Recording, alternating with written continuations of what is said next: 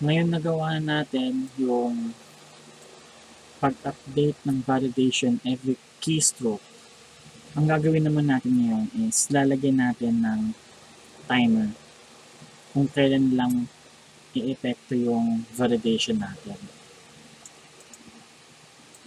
Lagyan natin ng timer yun. So, ang tawag dun is debouncing. So, para mangyari yun, kailangan natin ng set timeout function, which is nag-require to ng arrow function dito sa loob nito, sa set timeout. So ngayon, ang gagawin natin, ibabalot natin to sa variable, sa constant. Tawagin natin itong identifier. Yan. Tawag natin sa kanya. Tapos, gagawin natin itong set form valid na to. Itong set form valid na to, galing to dito kay state na is dito sa form valid state. Itong set form is valid, siya ay state updating function ni form is valid. So, every time na mag-a-update itong state na to, ito yung ginagamit na function. So, pag na-update to, pagka tama ang validation dito, kapag yung email natin may at yung password natin is greater than 6 characters, it will return to us a true, which is it will update this state into true dito. Anyways, yun. Balikin natin ito. Sama na natin console log sa loob nitong identifier natin. And then, second parameter ni set timeout is yung mismong timer, which is in milliseconds. Gagawin natin is 500 milliseconds. So let's try. Let's save this and let's go to the page and reload the page and open the console. Yan, validation triggered. Kasi nga, kagaya ng sinabi ko, kapag unang reload ni page or ni React, unang render, si useEffect ay nag-triggered. So, sa mga susunod, mag-triggered lang siya kapag yung dependencies niya is nag-update. So, let's try. Mati-triggered yung dependencies natin, yung state natin, kapag tapos ng 500 milliseconds. So, let's try. Maglagay tayo ng isang character. For example, letter A. Yun. Kita niyo yung delay. Dito tayo sa password. Yun, no? Kita niyo may delay. Hindi ka agad-agad siya nag-trigger. Yun ito. Lagay tayo agad dito sa email. Yun, no? May slightly delay. I-clear natin yung console para talagang mas makita. Yun.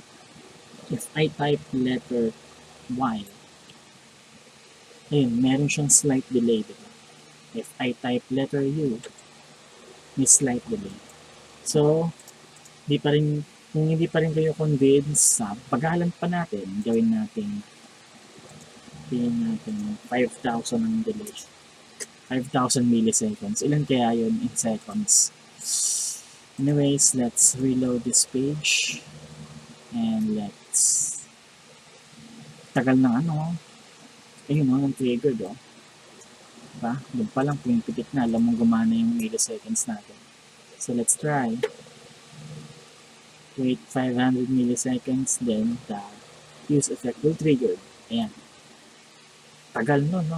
Pero balik na natin sa 500 milliseconds. So ibig sabihin yung debouncing natin, ito yung tinatawag na debouncing. Nagbabounce siya. into whatever seconds yung nilagay mo. Dinedelay niya yung function na mag-trigger agad.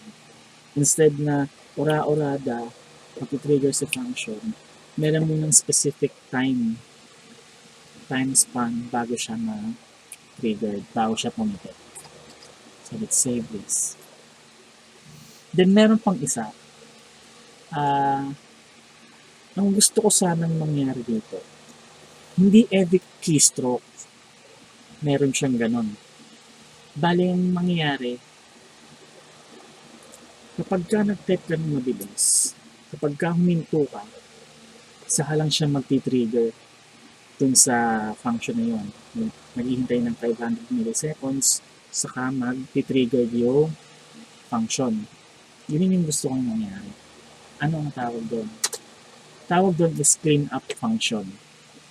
So, bali, every time na hindi pa lumalagpas dun sa 500 milliseconds, yung pagtatype mo, kasi nga mabilis, di ba? Kasi pag nagtatype ka naman ng password, mabilis naman yun. So, every time na ganun na nangyayari, kapag wala pang 500 milliseconds, i-clear natin yung timer. So, ang tawag dun is clean up. By the word itself, di ba? Well, itong si useEffect function, meron din pong return function na kasama. Dito natin nilalagay yung clean up natin, which is a arrow function. So, pwede tayo mag-console log dito. Console log natin clean up. It means na yung set timeout natin is i-clear natin. Yan lang yun. Bale. Merong sa JavaScript, merong function na tinatawag na clear timeout. Ito yung gagamitin natin. Tapos ilalagay natin yung constant natin. Kaya tayo nag-constant, di ba? Ayun yung purpose niya. Kaya binanat natin siya sa main constant. Itong sa timeout natin. Para ipasa siya dito sa clear timeout. So yun. Kapag ka hindi pa umabot ng 500 milliseconds, pagka nagtatype tayo ng sunod-sunod, every time na yun, mag-clear timeout yun. So ngayon, pag huminto ka, sa pagtatype, pipitik ang 500 seconds, tapos lumagpas ka, saka lang siya mag-trigger yung mag-trigger yung validation trigger. Let's try para mapatunayan. Okay. Let's reload the page. Let's wait for the reload to be done.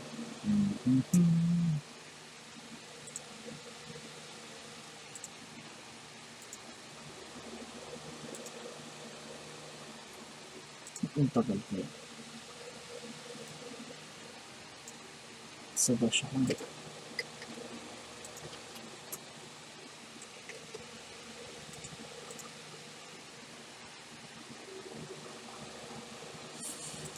mag-reload. Nangyari. Hindi, nangangat ng mga itang pinibagong NPM start na. NPM start.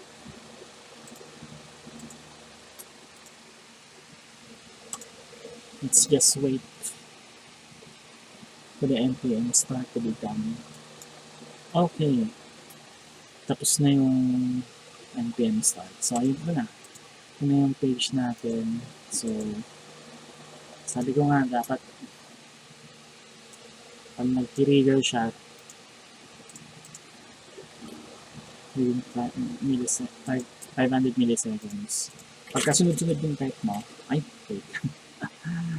Wala pala yung console pa na makikita. Okay. Clear. Ano? Clean up, stop. Validation triggered. Ayun ang kailangan mo. Ito yung hinahanap ko. Bakit natin kailangan gawin to? Halimbawa na nagtatype ka, gusto mo ba kada type mo nagsasend ka ng request kunyari sa server? yung server, mabubugbog ng pull request yun, di ba? Ayaw natin mangyari yun. So, there's a certain amount lang. Ngayon, pagka nag-type ka ng sunod-sunod, yan, tulad yan, nakiklear yung yung mismong function ni set timeout, ni pamamagitan ng clean up. Pero kapag tumigil ka, kunyari, tuloy mo to, validation triggered, saka lang siya ito. Anyways, kapag naglagay tayo ng password natin, ganyan, clean up password. Okay, validation triggered. Saka lang siya pumipot. Yan. Oh.